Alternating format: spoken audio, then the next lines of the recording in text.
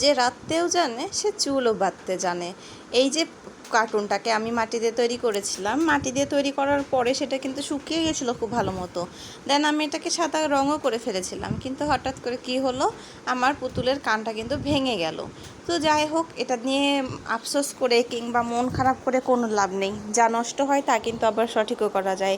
So এটাকে আমি আঠা দিয়ে আটকে দিলাম এবং এটা অনেকক্ষণ কিন্তু আমি রেস্টে রেখে দিয়েছিলাম, যেটাতে হাত দেওয়া যাবে না। আর এই আঠা কিন্তু খুব ভালো কাজ করে, লেগে যায়। সো পরে আমি এটাকে কি করব, পিঙ্ক কালার করে দিয়েছি।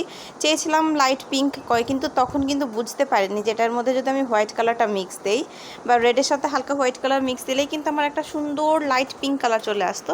তো যাই হোক, ভুল থেকেই শিক্ষা এবং শিক্ষা থেকে নতুন কিছু, সেটা ব্যাপার না। এখন রিসেন্ট আবার নতুন নতুন কাজ করব এবং ইনশাল্লাহ ভালো কিছু করব।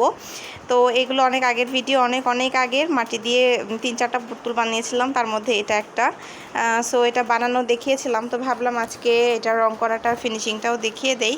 তো সুন্দর মতো আমার কিন্তু কালার করতে আমার কিন্তু খুবই কষ্ট হয়, কারণ আমি খুব ভালো পারফেক্টভাবে কালার করতে পারি না। আর দেখতে ভালো না হলে ততক্ষণ পর্যন্ত আমি ঘষা মাজা করতেই থাকি। তো যাই হোক, ঘষা মাজা করে এটাকে পুরোটাকে কালার করলাম।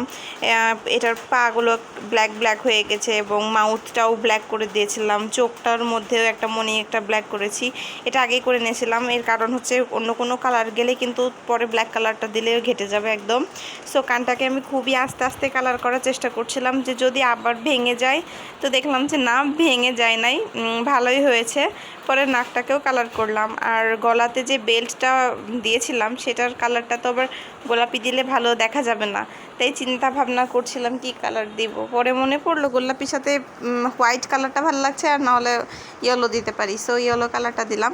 এখানে আরও একটা ভুল করে দিয়েছি, সেটা হলো তুলিটাকে খুব ভালো মতো না ধুয়ে, তো গোলাপি ভাবটা কিন্তু থেকেই গেছে। যাই হোক, এটা আমার একটা স্টুডেন্টের খুব পছন্দ ছিল, তাকে গিফট করেছি, ভালো লাগলো। অবশ্যই সাবস্ক্রাইব করবেন।